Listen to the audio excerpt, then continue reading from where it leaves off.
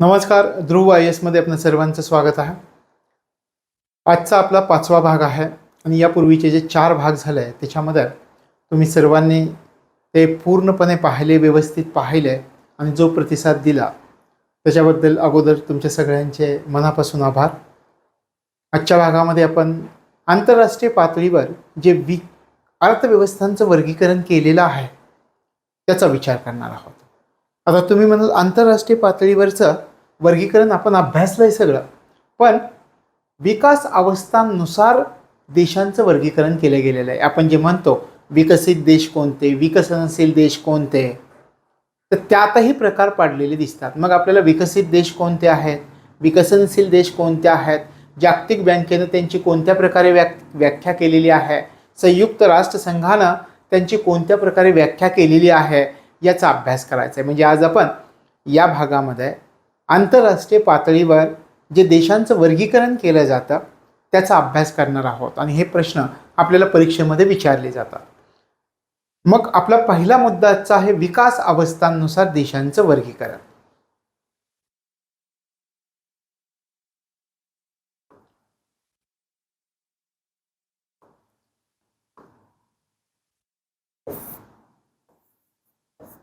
विकास अवस्थांनुसार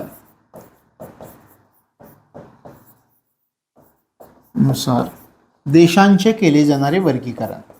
आता साहजिकच तुमच्या मनामध्ये प्रश्न असा निर्माण होत असेल की हे विकास अवस्थांनुसार देशांचं वर्गीकरण कोण करतं, कशा प्रकारे करतं, निकष कोणते लावले जातात.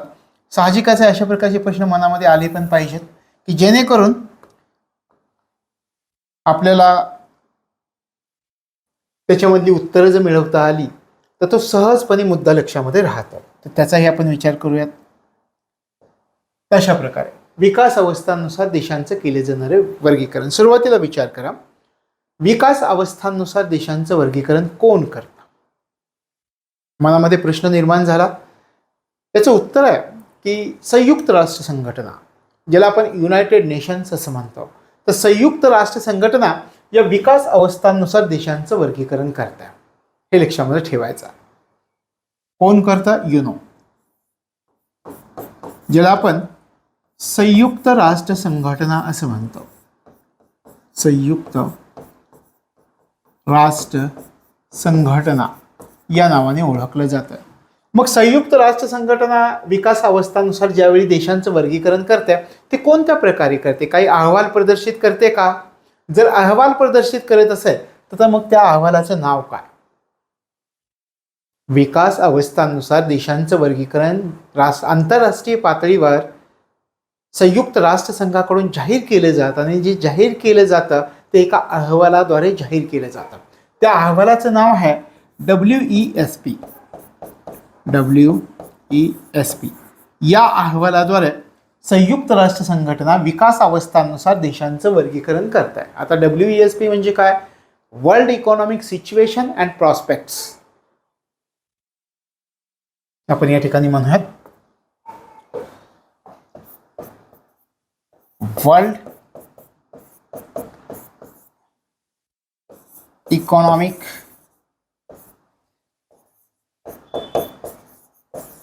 Situation and prospects.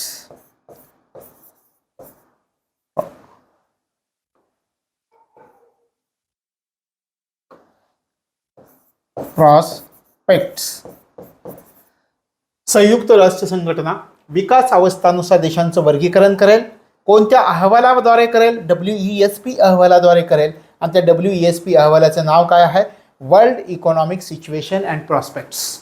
अशा प्रकारे देशांचं वर्गीकरण जाहीर केलं जातं. साहजिक असं तुम्ही म्हणाल हे सगळं कळालं आम्हाला की देशांचं वर्गीकरण अशा पद्धतीने या अहवालामधून जाहीर करते संयुक्त राष्ट्र संघटना, पण देशांचं वर्गीकरण जे केलं जातं ते कोणत्या टप्प्यांमध्ये केलं जातं, म्हणजे कोणत्या नावाने केलं जातं? त्याच्यामध्ये विकसित देश, विकसनशील देश या 2 टप्प्यांमध्ये वर्गीकरण केलं जातं. कोणते पहा, आपण म्हटलं या ठिकाणी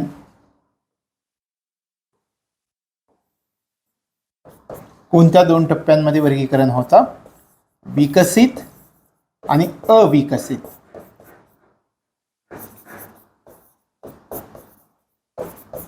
या 2 टप्प्यांमध्ये वर्गीकरण केलं जातं. आपण साधारणपणे पाहतो की आपण भारताचा जो विचार केला तर विकसनशील देश आहोत. आपण विकसनशील देश म्हणजे काय? आपण विकसित देशाकडं वाटचाल करत आहोत, विकसित देश होण्यासाठी प्रयत्न करत आहोत.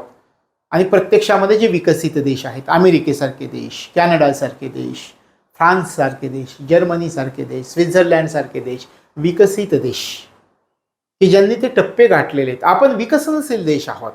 विकसित देश होण्यासाठी आपले प्रयत्न चालू आहेत, त्याच्याकडे आपली वाटचाल चालू आहे, म्हणून आपल्याला म्हटलं जाते विकसनशील देश.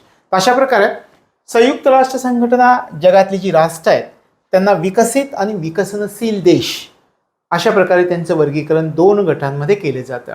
आता तुम्ही म्हणा की संयुक्त राष्ट्र संघटना विकसित देश आणि विकसनशील देश हे जे वर्गीकरण करतं त्याची नेमकी व्याख्या काय? कोणाला विकसित देश म्हणावं आणि कोणाला अविकसित देश म्हणावं असं संयुक्त राष्ट्रसंघाने काय व्याख्या केली आहे का? हो, संयुक्त राष्ट्रसंघानं व्याख्या केली आहे. संयुक्त राष्ट्रसंघानं एक साधी सोपी व्याख्या केली आहे. संयुक्त राष्ट्रसंघ म्हणताय की ज्या देशांचं दरडोई उत्पन्न अमेरिका, कॅनडा, ऑस्ट्रेलिया, पश्चिम युरोप यासारखे जे विकसित देश आहेत त्या देशांच्या तुलनेमध्ये हे दरडोई उत्पन्न कमी आहे अशा देशांना अविकसित देश म्हणावं. संयुक्त राष्ट्रसंघामधील जे तज्ज्ञ लोक बसलेले आहेत त्या तज्ज्ञ लोकांनी कोणत्या देशांना अविकसित देश म्हणावं अशा प्रकारची व्याख्या केलेली आणि किती सोपी आहे पहा. ते असं म्हणतात की दरडोई उत्पन्न हे विकसित देशांपेक्षा कमी असलं पाहिजे आणि दरडोई उत्पन्न जर विकसित देशांपेक्षा कमी असेल तर अशा देशांना अविकसित देश म्हणावं असं संयुक्त राष्ट्रसंघामधले तज्ज्ञ लोक म्हणतायत. ही आहे अविकसित देशांची व्याख्या. सोपी आहे.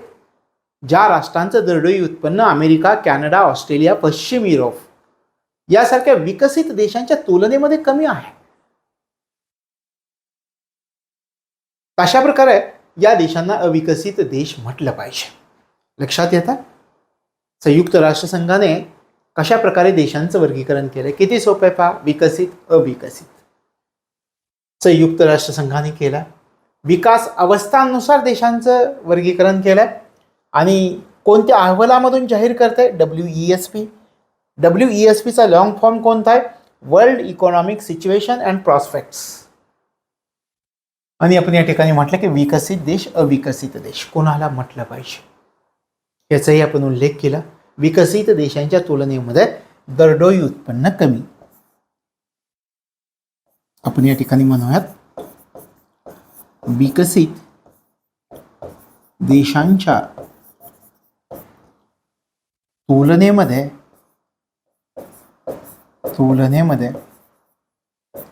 दरडोई उत्पन्न कमी असलं पाहिजे. दरडोई उत्पन्न कमी. आणि जर असं असेल तर ते देश अविकसित आहेत.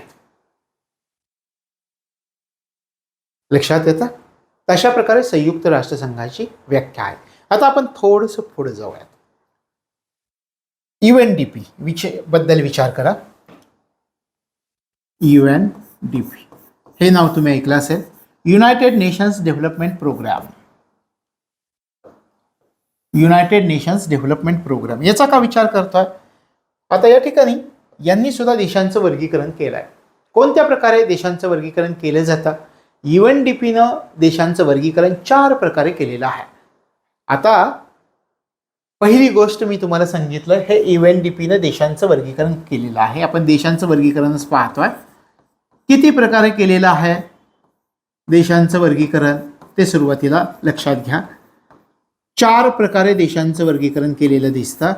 कशाच्या आधारावर देशांचं वर्गीकरण केलेलं आहे? जगातल्या सगळ्या यांनी HDI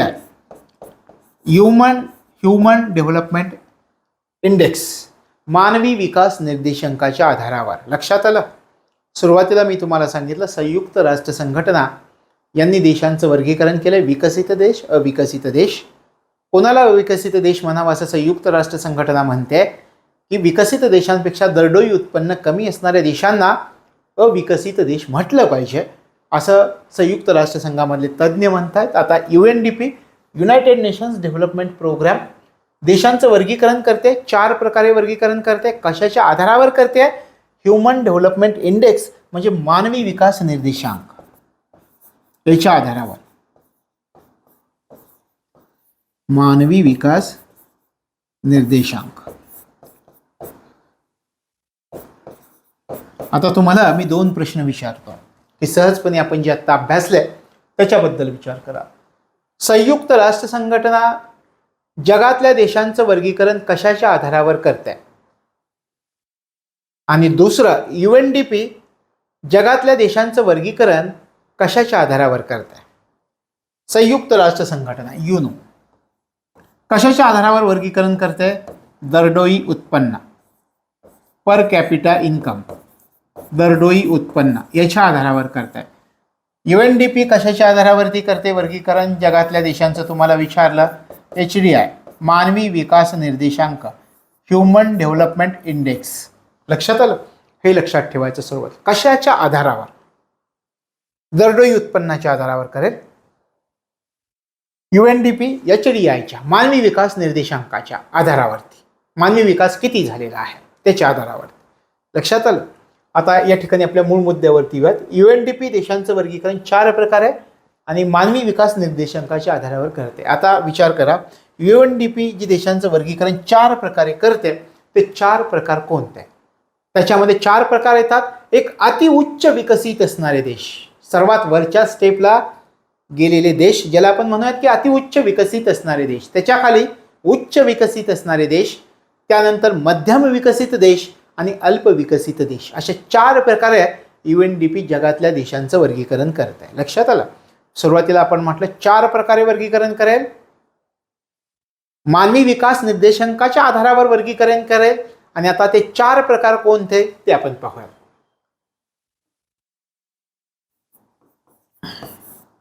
अतिउच्च विकसित देश,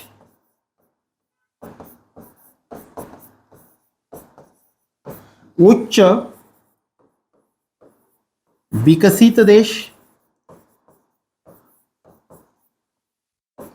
त्याच्यानंतर आपण म्हटल्याप्रमाणे मध्यम विकसित देश, मध्यम विकसित देश, त्यानंतर अल्प विकसित देश, अल्प विकसित देश, अल्प विकसित देश. अशा प्रकारे UNDPचं हे वर्गीकरण आहे. 4 प्रकारे वर्गीकरण, मानवी विकास निर्देशांकाच्या आधारावर केलेलं हे वर्गीकरण आहे. हे 4 प्रकारे वर्गीकरण आपल्याला अभ्यासावं लागतं. लक्षात आलं? मग तुम्हाला विचारतील की UNDPचं जे वर्गीकरण केलं जातं देशांचं कशाच्या आधारावर? मानवी विकास निर्देशांकाच्या आधारावर. उलटा प्रश्न विचारतील, मानवी विकास निर्देशांकाच्या आधारावर जगातल्या देशांचं वर्गीकरण करणारी आंतरराष्ट्रीय संस्था कोणती? UNDP, United Nations Development Programme. तशा प्रकारे आता विचार करा, अतिउच्च विकसित देश, उच्च विकसित देश, मध्यम विकसित देश, अल्प विकसित देश, असे 4 प्रकारे वर्गीकरण केलेलं आहे. आता हे 4 प्रकारे वर्गीकरण करताना याच्यामध्ये मानवी विकास निर्देशांक कसा गृहीत धरला जातो? कोणते अल्प विकसित देश असणारे असतील, मध्यम विकसित देश कोणते, उच्च विकसित देश कोणते आणि अतिउच्च विकसित देश कोणते? सुरुवातीला विचार करा, ज्या देशांचा मानवी विकास निर्देशांक, ज्या देशांमध्ये HDIचं प्रमाण किंवा मानवी विकास निर्देशांकाचं प्रमाण 0.550 पेक्षा कमी आहे, आपण म्हणूयात 0.550 पेक्षा कमी, ज्या देशांमध्ये मानवी विकास निर्देशांकाचं HDIचं प्रमाण 0.550 पेक्षा कमी आहे ते अल्प विकसित देश आहेत असं सांगताय UNDP. मध्यम विकसित देश कोणते? ज्या देशांचं मानवी विकास, ज्या देशांमध्ये मानवी विकास निर्देशांकाचं प्रमाण 0.550 ते 0.699, 0.550 ते 0.699 एवढं असेल. ज्या देशामध्ये मानवी निर्देशांकाचं प्रमाण 0.550 ते 0.699 एवढं असेल ते जगामधले मध्यम विकसित देश असं म्हटलं जातं. आता तुम्ही म्हणाल हे HDI, जे नवीन विद्यार्थी ते विचारतील मानवी विकास निर्देशांक, ते पुढच्या प्रकरणामध्ये मी तुम्हाला डिटेलमध्ये शिकवेल आणि अगदी सोप्या पद्धतीने शिकवेल. पण या ठिकाणी आपल्याला एवढं लक्षात ठेवायचं की UNDP 4 प्रकारे वर्गीकरण करते. कशाच्या आधारावर? मानवी विकास निर्देशांक. मग पहा, 0.550 पेक्षा कमी जर मानवी विकास निर्देशांक असेल प्रमाण, अल्प विकसित देश तो जगातला असेल. ज्या देशांमध्ये 0.550 ते 0.699 याच्या दरम्यान मानवी विकास निर्देशांकाचं प्रमाण असेल तो देश मध्यम विकसित देश असेल असं UNDP सांगताय. आणि ज्या देशांमध्ये मानवी विकास निर्देशांचं प्रमाण 0.700 ते 0.799 एवढं आहे ते देश आहेत उच्च विकसित देश. आणि सगळ्यात शेवटी अतिउच्च विकसित देश म्हणजे काय? ज्या देशांमध्ये HDIचं प्रमाण म्हणजे मानवी विकास निर्देशांकाचं प्रमाण 0.800 पेक्षा जास्त आहे. 0.800 पेक्षा जास्त अशा प्रकारे UNDPनं जगातल्या देशांचं वर्गीकरण केलंय. मानवी विकास निर्देशांकाच्या आधारावर हे वर्गीकरण केलेलं आहे. HDI, human development index. मग कोणत्या प्रकारे वर्गीकरण केलं हे पण विचारतात. 4 प्रकारे: अतिउच्च, उच्च, मध्यम आणि अल्प विकसित देश. मग अल्प विकसित देश किती? या ठिकाणी आपण उल्लेख केला 0.550 पेक्षा कमी, 0.550 ते 0.699, 0.700 ते 0.799 आणि सगळ्यात अतिउच्च विकसित देश 0.800 पेक्षा जास्त. अशा प्रकारे या ठिकाणी UNDPनं वेगवेगळ्या देशांचं वर्गीकरण केलेलं आहे. आता मी तुम्हाला एक सहजपणे प्रश्न विचारेल की परीक्षेमध्ये तुम्हाला प्रश्न विचारला, UNDPनुसार विकसित देशांची लक्षणं कोणती असतात? UNDPनुसार विकसित देशांची लक्षणं कोणती असतात? आता याच्यामधून तुम्हाला काय सांगता येईल, काय निष्कर्ष काढता येईल? विकसित देश काय आहे त्याच्यामध्ये? त्यांची अर्थव्यवस्था उच्च प्रतीची असते का? विकसित देशांची लक्षणं कोणती आपण पाहूया. UNDP सांगते की विकसित देशांची लक्षणं, विकसित, आपल्याला विचारलं की UNDPनुसार विकसित देशांची लक्षणे कोणती असतात?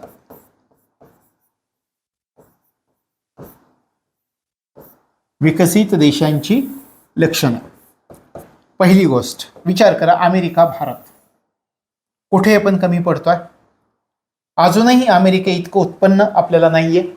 म्हणजे अर्थव्यवस्थेचा विचार करा, अमेरिकेची अर्थव्यवस्था भारताच्या अर्थव्यवस्थेच्या सध्या तरी खूप पुढे, आपण खूप प्रयत्न करतोय आणि कदाचित पुढच्या काही वर्षांमध्ये आपण तिथपर्यंत पोहोचूय. पण सध्याचा जर विचार केला तर भारतापेक्षा अर्थव्यवस्था अमेरिकेची उच्च प्रतीची असते. म्हणजे विकसित देशांचा जर विचार केला तर अर्थव्यवस्था उच्च प्रतीची असणार आहे. त्या ठिकाणी अर्थव्यवस्था उच्च प्रतीची असते. अर्थव्यवस्था उच्च प्रतीची असते. आता उत्पन्नाच्या बाबतीत विचार करा, आपलं आणि अमेरिकन लोकांचं उत्पन्न, बरोबर आहे, त्यांचा $1 साधारणपणे 76 ते 80 रुपयाच्या दरम्यान आहे. म्हणजे आपले 76 ते 80 रुपये म्हणजे त्यांचा $1. त्यांचं उत्पन्न उच्च आहे का? उच्च आहे. उत्पन्न उच्च असणे विकसित देशांचा तुलनेत, आणि आपण म्हणतो UNDPनुसार विकसित देशांची लक्षणं काय? अर्थव्यवस्था उच्च प्रतीची आहे, त्यांचं उत्पन्न उच्च प्रतीचं आहे. आणखी विचार करा, आपण वेगवेगळ्या टेक्नॉलॉजी डेव्हलप करण्यासाठी प्रयत्न करतोय, पण अमेरिकेनं, जपानसारख्या देशानं अगोदरच त्या टेक्नॉलॉजीज डेव्हलप करून ठेवलेल्या आहेत. म्हणजे त्याच्यामध्ये प्रत्येक क्षेत्रामध्ये विकसित देशांमध्ये आधुनिक तंत्रज्ञानाचा वापर केला जाऊ शकतो का? तर त्या देशांमध्ये आधुनिक तंत्रज्ञानाचा वापर करता येईल. तर हे UNDPनुसार विकसित देशांचं लक्षण आहे आधुनिक तंत्रज्ञानाचा वापर. आधुनिक तंत्रज्ञानाचा वापर होतो अशा देशांमध्ये. आणि तीव्र औद्योगिकीकरण विकसित देशांचा जर तुम्ही विचार केला, आज ते विकसित देश का आहेत? मोठ्या प्रमाणामध्ये त्या ठिकाणी औद्योगिकीकरण झालेलं आहे आणि ते औद्योगिकीकरण तीव्र स्वरूपाचं आहे. तीव्र औद्योगिकीकरण तीव्र औद्योगिकीकरण. पहा, विकसित देशांची लक्षणं कुणानुसार? UNDP. तुम्हाला जर विचारला UNDP नुसार विकसित देशांची खालीलपैकी कोणती लक्षणे असतात? स्पष्टपणे सांगता येईल. अर्थव्यवस्था उच्च प्रतीची असते, उत्पन्न उच्च असतं, आधुनिक तंत्रज्ञानाचा त्या ठिकाणी वापर केला जातो आणि मोठ्या प्रमाणावरती औद्योगिकीकरण म्हणजे तीव्र औद्योगिकीकरण अशा देशांमध्ये झालेलं आहे. हे झालं UNDP. लक्षात आलं? UNDP नुसार आता थोडीशी रिव्हिजन करा UNDPची, म्हणजे आपण लगेच पुढे जाऊयात. UNDP नुसार देशांचं वर्गीकरण झालंय. किती प्रकारे देशांचं वर्गीकरण झालंय? या ठिकाणी 4 प्रकारे देशांचं वर्गीकरण झालंय. UNDP कशाच्या आधारावर देशांचं वर्गीकरण करतंय? ह्युमन डेव्हलपमेंट इंडेक्सच्या आधारावर करतंय, ज्याला आपण मानवी विकास निर्देशांक असं म्हणतो. या ठिकाणी पुढे आता पहा, या ठिकाणी आपण म्हटलं की मानवी विकास निर्देशांकाच्या आधारे कोणत्या प्रकारे देशांचे गट पाडलेत UNDP ना, तर ते गट पाडलेत अतिउच्च विकसित देश, उच्च विकसित देश, मध्यम विकसित देश आणि अल्प विकसित देश. अल्प विकसित देश कोणाला म्हणायचं असं UNDP म्हणतंय? तर 0.550 पेक्षा ज्यांचं मानवी विकास निर्देशांकाचं प्रमाण ज्या देशांमध्ये कमी आहे ते देश अल्प विकसित देश. ज्या देशांमध्ये HDIचं प्रमाण 0.550 ते 0.699 एवढं आहे त्यांना मध्यम विकसित देश म्हणायचं. ज्या देशांमध्ये HDIचं प्रमाण 0.700 ते 0.799 एवढं आहे त्यांना उच्च विकसित देश. आणि ज्या देशांमध्ये HDIचं प्रमाण 0.800 पेक्षा जास्त आहे त्यांना म्हणायचं अतिउच्च विकसित देश, असं या ठिकाणी UNDP सांगते. UNDP पुढे असंही सांगतं की विकसित देशांची कोणती लक्षणं असतात, तर त्या देशांमध्ये अर्थव्यवस्था उच्च प्रतीची असते, उत्पन्न उच्च असतं, आधुनिक तंत्रज्ञानाचा वापर मोठ्या प्रमाणामध्ये होतो, तीव्र स्वरूपाचं औद्योगिकीकरण झालेलं असतं. अशा प्रकारे UNDPच्या बाबतीमध्ये जर प्रश्न विचारला तर हे लक्षामध्ये ठेवायचे. कोणत्या प्रकारे देशांचं वर्गीकरण, विकसित देशांची लक्षणं म्हणून UNDP कोणती लक्षणं मानते, तर ही लक्षणं म्हणते, हे लक्षात ठेवायचं.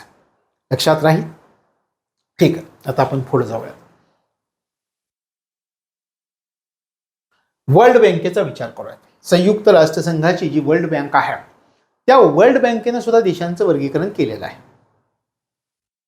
आपण सुरुवातीला काय म्हटलं? संयुक्त राष्ट्र संघटना दरडोई उत्पन्नाच्या आधारे देशांचं वर्गीकरण करते. त्याचप्रमाणे संयुक्त राष्ट्र संघाची जागतिक बँक ही सुद्धा दरडोई उत्पन्नाच्या आधारे देशांचं वर्गीकरण केले. आता वर्ल्ड बँकेचा जर आपण विचार केला, आपण म्हणूया जागतिक बँक, वर्ल्ड बँक. थोडासा मनामध्ये विचार करा याच्या अगोदरच्या अभ्यासावरून की वर्ल्ड बँकेनं देशांचं वर्गीकरण कशाच्या आधारावर केलंय. साहजिकच आहे तुमचं उत्तर आहे दरडोई उत्पन्नाच्या आधारावर वर्गीकरण झालंय. दरडोई उत्पन्न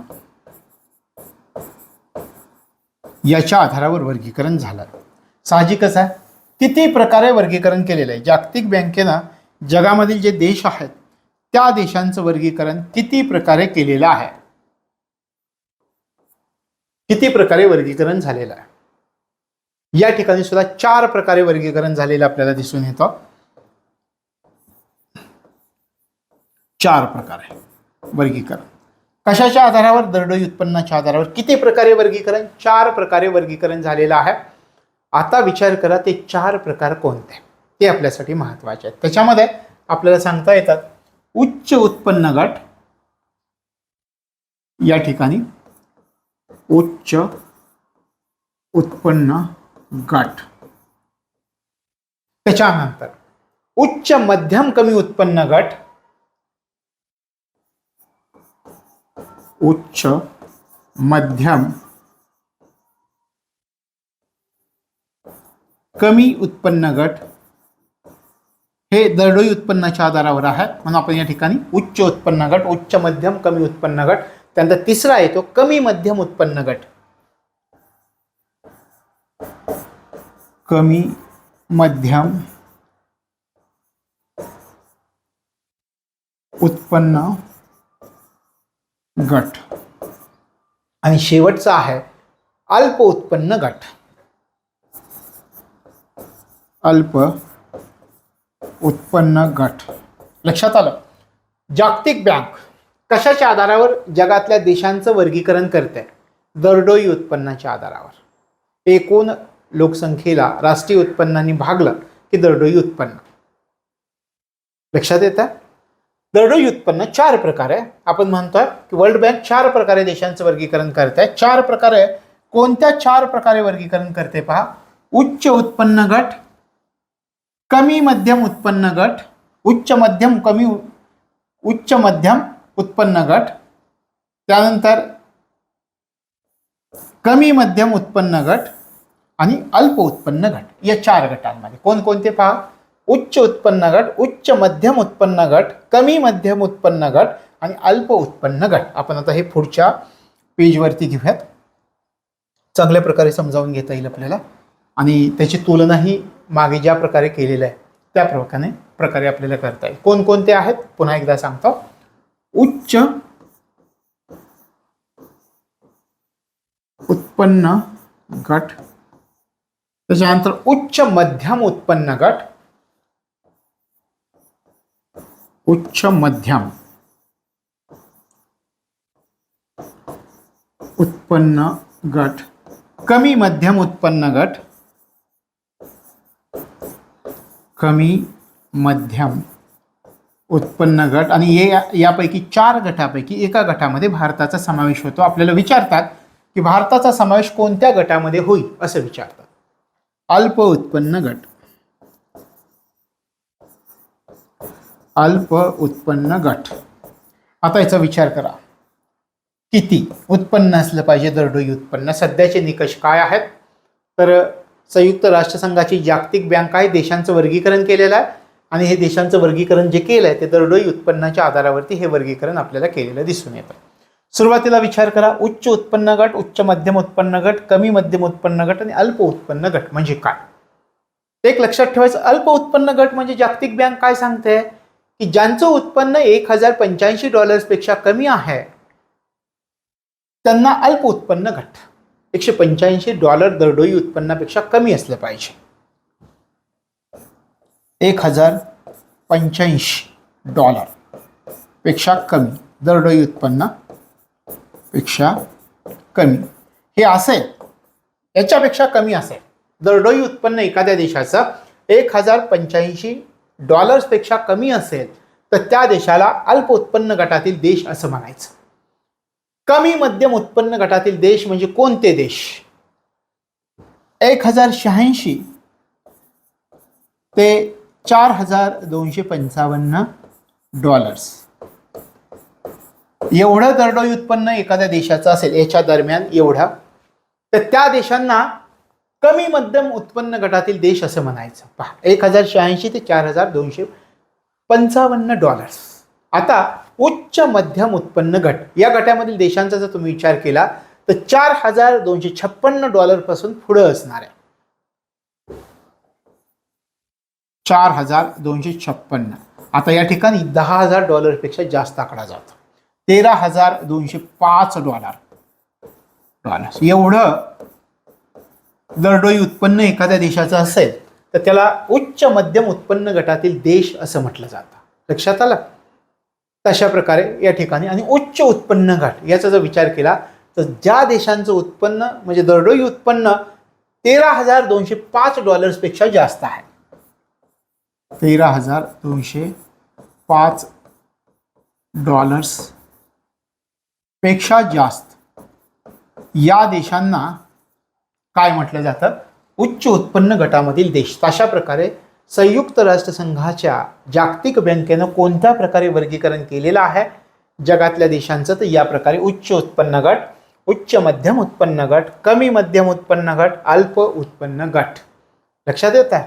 या ठिकाणी आपल्याला म्हणताय लो इन्कम, कमी मध्यम उत्पन्न गट, लोअर मिडल इन्कम, उच्च मध्यम उत्पन्न गट, अप्पर मिडल इन्कम असेल आणि उच्च उत्पन्न गट हाय इन्कम.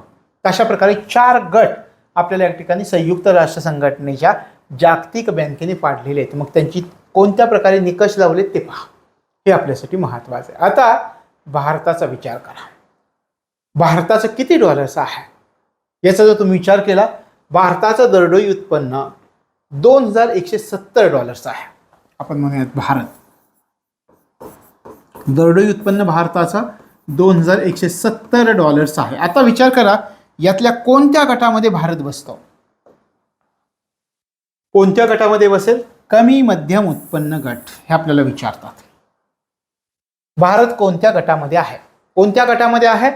कमी मध्यम उत्पन्न गट, लोअर मिडल इन्कम या गटामध्ये भारत बसतो. बसतोय का? 1086 ते $4285 आपल्याला हे विचारतात. भारत कोणत्या गटामध्ये आहे हे विचारलं जातं. लक्षात येतं?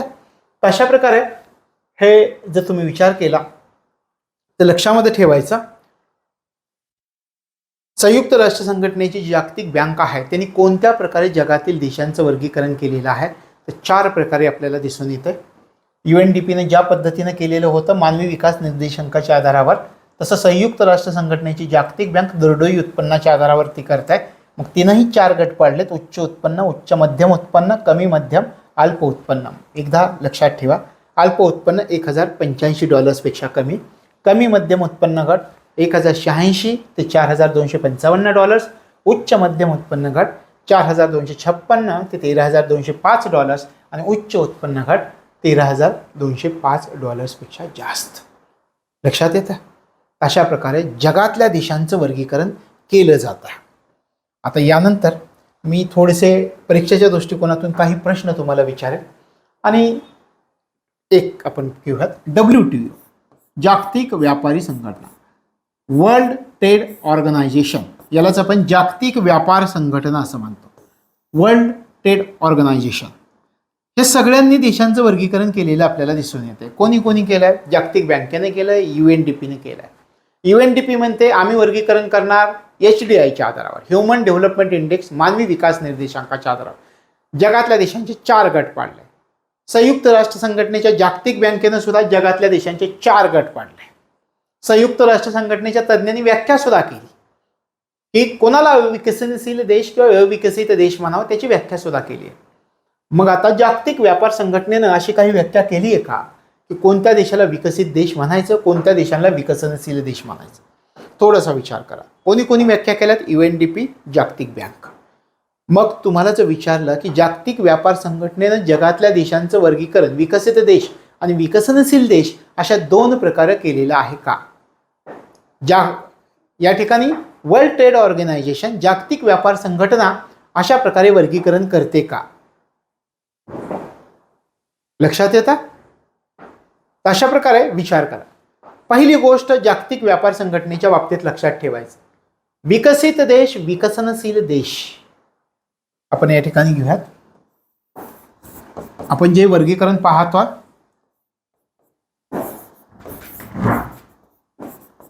विकसित देश, विकसनशील देश, हे जे वर्गीकरण आत्तापर्यंत आपण अभ्यासलं, हे अशा प्रकारचं वर्गीकरण जागतिक व्यापार संघटना करत नाही. वर्गीकरण करत नाही. जागतिक व्यापार संघटना अशा प्रकारचं वर्गीकरण करत नाही. आपल्याला लक्षात ठेवायचं आहे. तुम्हाला जर परीक्षेमध्ये प्रश्न विचारला की जागतिक व्यापार संघटना विकसित देश आणि विकसनशील देश अशा प्रकारचं वर्गीकरण करते, जगातल्या देशांचं करत नाही. मग काय करताय? जागतिक व्यापार संघटना सांगते की प्रत्येक देशाने स्वतःच ठरवायचं आहे आम्ही विकसित देश आहोत की नाहीत.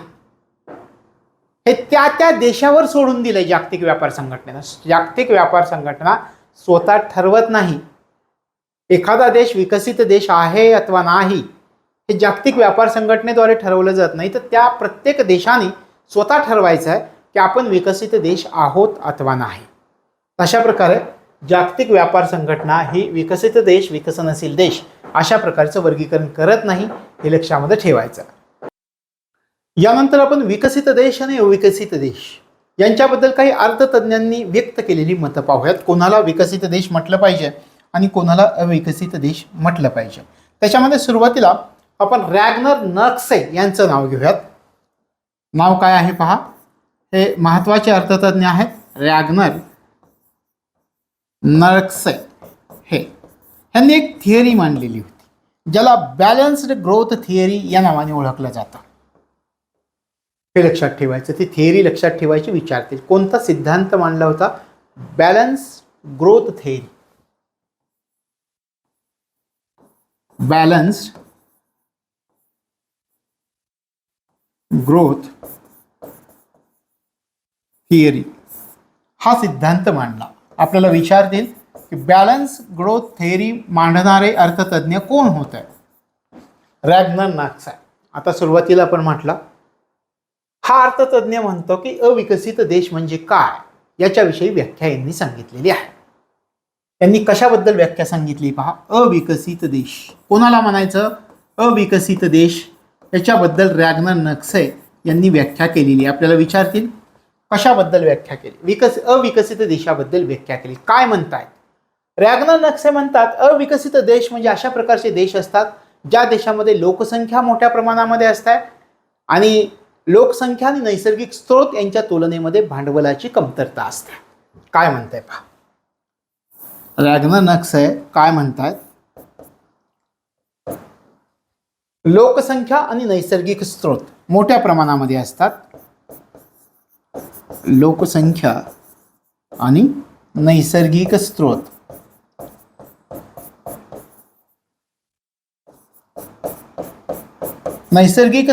मोठ्या प्रमाणामध्ये असतात.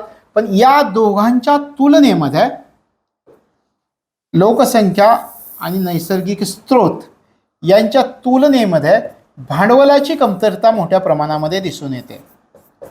आणि अशी परिस्थिती एखाद्या देशामध्ये असेल तर त्या देशाला अविकसित देश असं म्हणतात. असं यांनी रॅग्नर नक्से यांनी सांगितलंय. लक्षात आलं?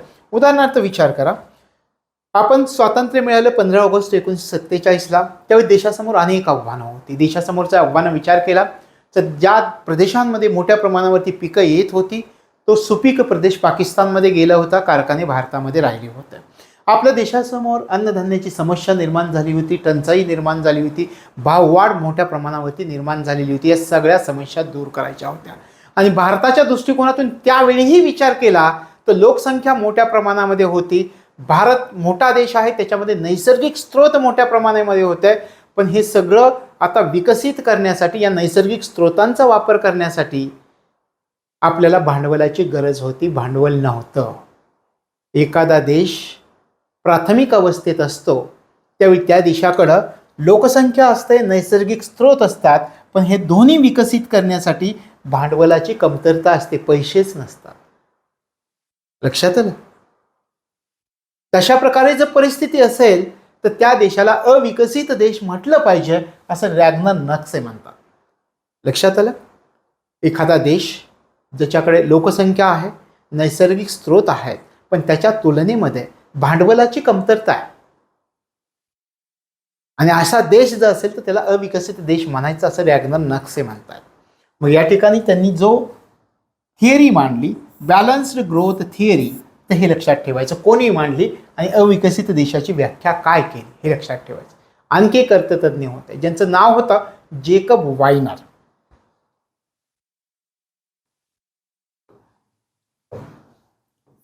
जेकब वायनर. जेकब वायनर हे अर्थतज्ञ होते. यांनी काय व्याख्या केलेली आहे ते पहा. आता हे काय म्हणतात? ज्या देशामध्ये भांडवल, मजूर, नैसर्गिक स्रोत यांच्या उपलब्धता मोठ्या प्रमाणावरती आहे, म्हणजे तेच सांगितलेलं आहे. काय काय कोणते घटक म्हणतायत पहा. भांडवल, मजूर, नैसर्गिक स्रोत मोठ्या प्रमाणामध्ये आहेत एखाद्या देशामध्ये. नैसर्गिक स्रोत यांचा जर विचार केला तर हे मोठ्या प्रमाणावरती एखाद्या देशामध्ये आढळून येते असं म्हणतात. मोठ्या प्रमाणावर आढळून येते. जेकब वायनर यांचं असं मत आहे. मोठ्या प्रमाणावरती आहे, पण यापासून लोकसंख्येचा विकास होऊ शकतो, दरडोई उत्पन्न वाढू शकतं, अशा देशांना अविकसित देश म्हटलं पाहिजे असं म्हणतात जेकब वायनर. काय म्हटलंय पहा. भांडवल, मजूर, नैसर्गिक स्रोत मोठ्या प्रमाणावरती आहे आणि भविष्यामध्ये या देशामधील लोकसंख्येचा विकास होऊ शकतो आणि दरडोई उत्पन्न वाढू शकतं. या ठिकाणी आपण म्हणूयात लोकसंख्येचा विकास होऊ शकतं. पुढच्या कालावधीमध्ये जर आपला विचार केला भारताचा, तर तुमच्या एक लक्षात येईल की स्वातंत्र्यप्राप्तीनंतर टप्प्याटप्प्याने आपल्या देशातील लोकसंख्येच्या विकासासाठी अनेक योजना राबवल्या गेल्या. लोकसंख्येचं आर्थिक जीवनमान उंचावण्यासाठी प्रयत्न केले गेले आणि त्यांना समाजाच्या मुख्य प्रवाहात आणण्यासाठी सुद्धा प्रयत्न केले गेले. म्हणजे सुरुवातीला आपल्या देशामध्ये जर विचार केला तर नैसर्गिक स्रोत लोकसंख्या मोठ्या प्रमाणामध्ये होती. आपण टप्प्याटप्प्याने पहिल्या पंचवार्षिक योजनेमध्ये शेतीला सर्वात जास्त प्राधान्य दिलं. शेतीविषयी ज्या काही समस्या होत्या त्या समस्या दूर करण्याचा प्रयत्न केला.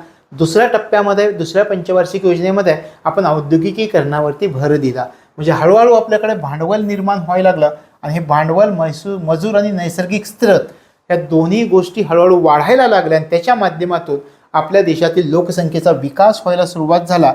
आणि या वाढत्या औद्योगिकीकरणामुळं आपल्या देशामधील किंवा लोकांचं जीवनमान उंचवण्यासाठी सरकारने जे प्रयत्न केले आर्थिक जीवनमान उंचवण्यासाठी, तर त्यातून लोकांच्या दरडोई उत्पन्नामध्ये किंवा आपल्या देशाच्या दरडोई उत्पन्नामध्ये वाढ व्हायला सुरुवात झाली. तशा प्रकारे जेकब वॉयनर यांची व्याख्या आहे. पहा, ज्या देशामध्ये भांडवल, मजूर, नैसर्गिक स्रोत मोठ्या प्रमाणावरती आहेत व त्यापासून लोकसंख्येचा विकास होऊ शकतो, दरडोई उत्पन्न वाढू शकते, अशा प्रकारे देशांची स्थिती असेल तर त्या देशांना अविकसित देश म्हटलं पाहिजे, असं जेकब वॉयनर म्हणतायत. म्हणजे यांनी सुद्धा अविकसित देशाची व्याख्या केलेली आहे.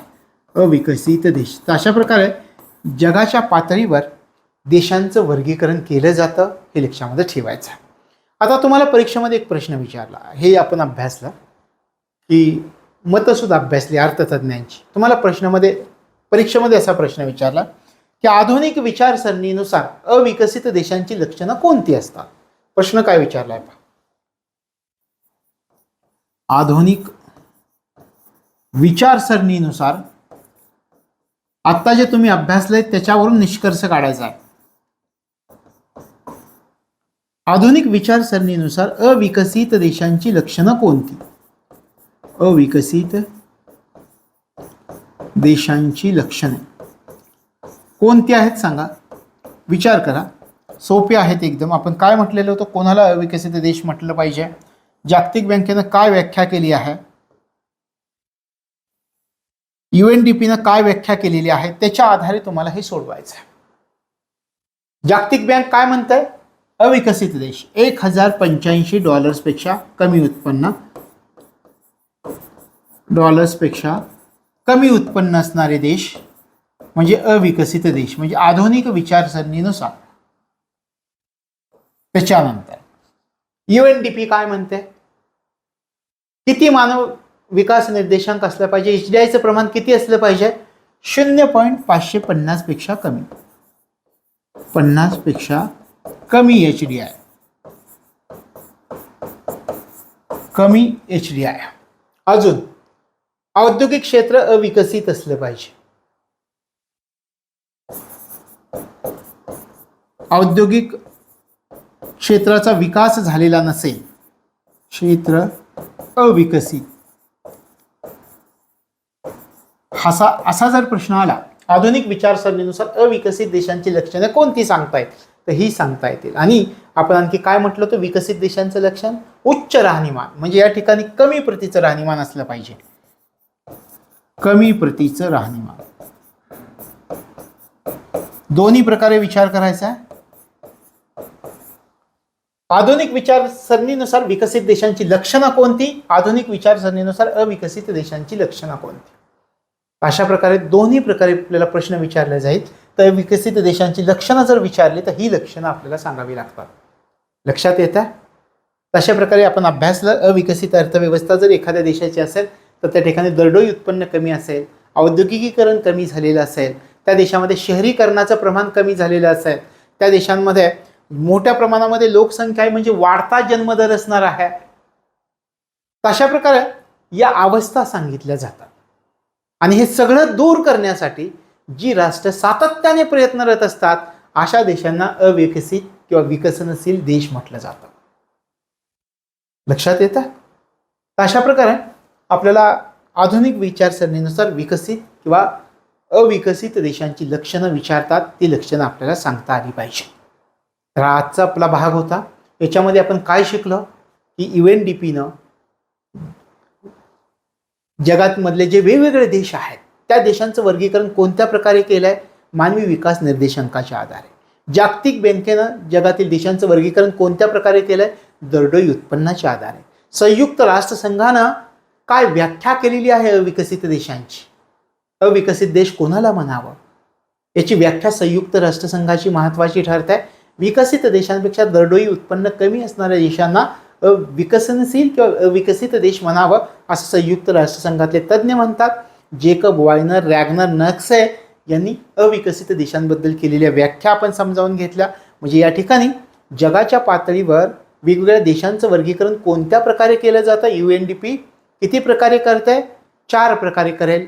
आणि त्याच्यानंतर जागतिक बँक सुद्धा 4 प्रकारे वर्गीकरण करते. ते कोणत्या आधारावर करते हे आपल्या परीक्षेसाठी खूप महत्त्वाचं.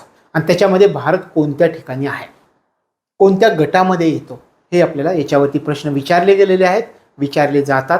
या संकल्पना तुम्हाला या ठिकाणी क्लिअर करायच्या आहेत. या ठिकाणी आपण थांबतो. याच प्रकरणाच्या पुढच्या भागामध्ये आपण भेटूयात. तोपर्यंत तुम्हाला तुमच्या अभ्यासासाठी मनापासून शुभेच्छा.